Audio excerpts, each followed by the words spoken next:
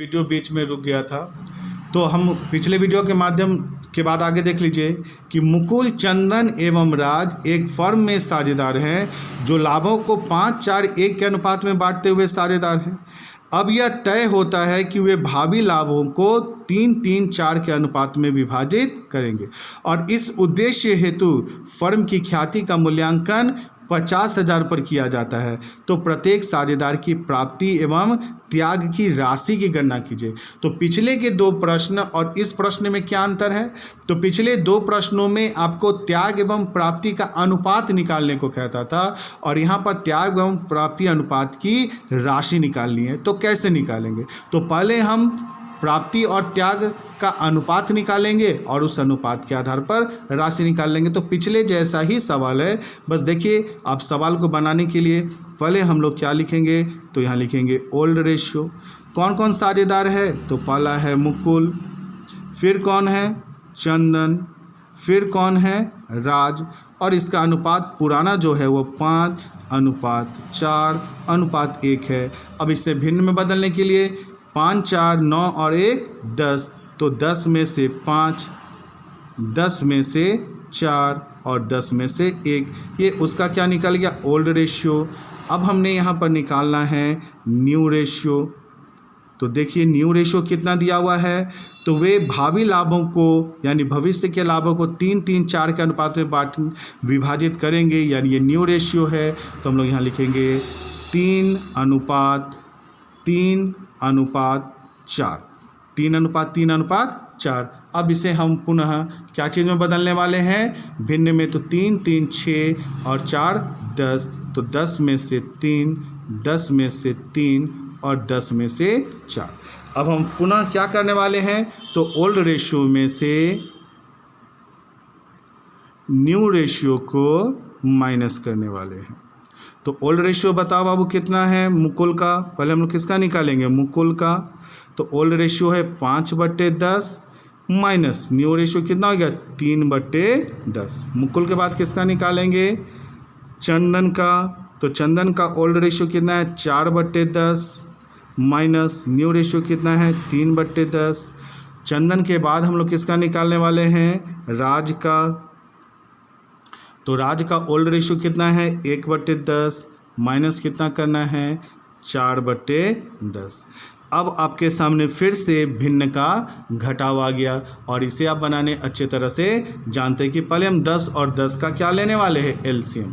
तो देखिए 10 और 10 का एलसीएम लीजिएगा तो 10 ही आएगा, ये मुझे मालूम है, लेकिन कैसे? तो ध्यान दीजिए, पहले 2 से भाग लगाइए तो 2×5=10, फिर 2×5=10, फिर कितना से लग जाएगा? 5 से, तो 5 इकाई 5, फिर 5 इकाई 5, गुणनखंड 2 × 5 × 1 × 1, तो 2×5=10, 10 को 1 से गुना भी कीजिएगा तो कितना आएगा? 10 ही आएगा। तो इसका एलसीएम कितना हो गया? 10। यहाँ पर भी 10 और 10 ही है तो यहाँ पर एलसीएम 10 आएगा, और यहाँ पर भी 10 और 10 है तो इसका एलसीएम 10 ही आएगा। अब इस 10 से इस 10 में भाग दोगे तो कितना आएगा? 1 को 5 से गुना करोगे तो कितना होगा? 5 माइनस, फिर 10 से 10 में भाग दोगे तो कितना आएगा? 1 को 3 से गुना करोगे कितना हो जाएगा? 3। तो यहाँ पर कितना हो गया? 2/10।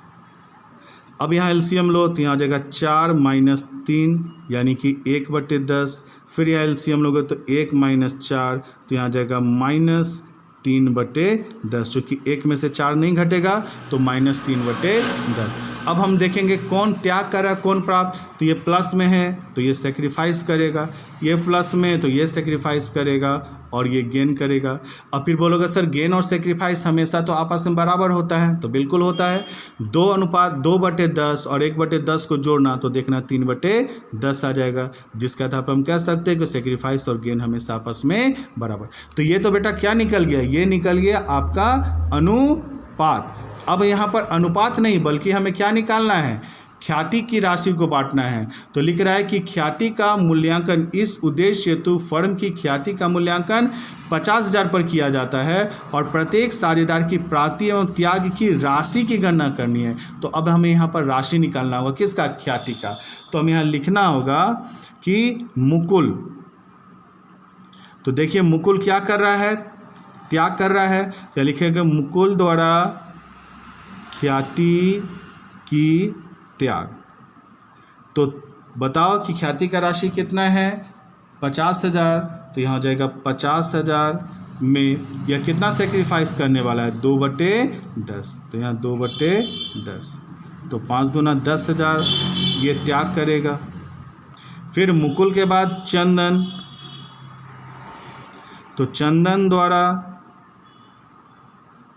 ख्याति की त्याग।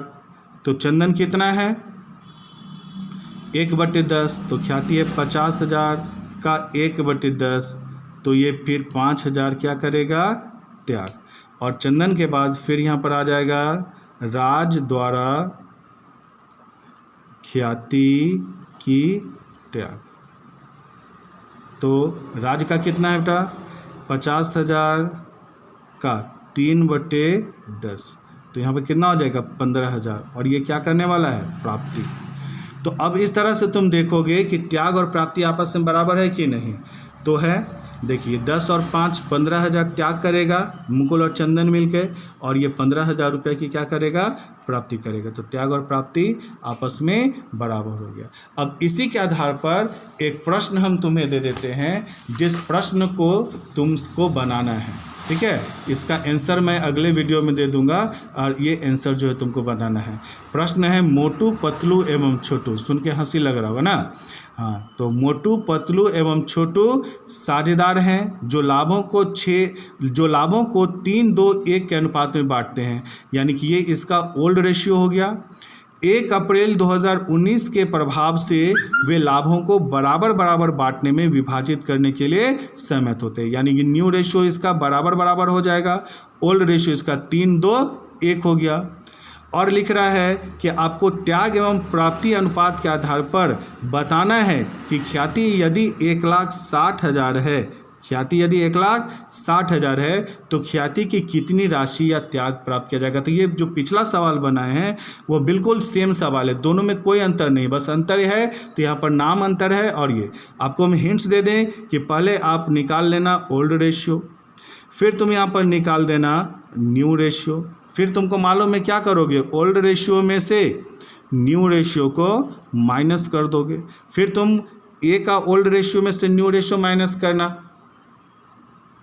फिर बी का ओल्ड रेशियो में से ए मतलब यहाँ पर कौन है मोटू, फिर मोटू के बाद पतलू, फिर उसके बाद छोटू का ओल्ड रेशियो में से न्यू रेशियो। तो तुम्हें यहाँ पर सेक्रीफाइस और क्या निकल जाएगा गेन, और फिर तुम निकाल देना ख्याति में मोटू का।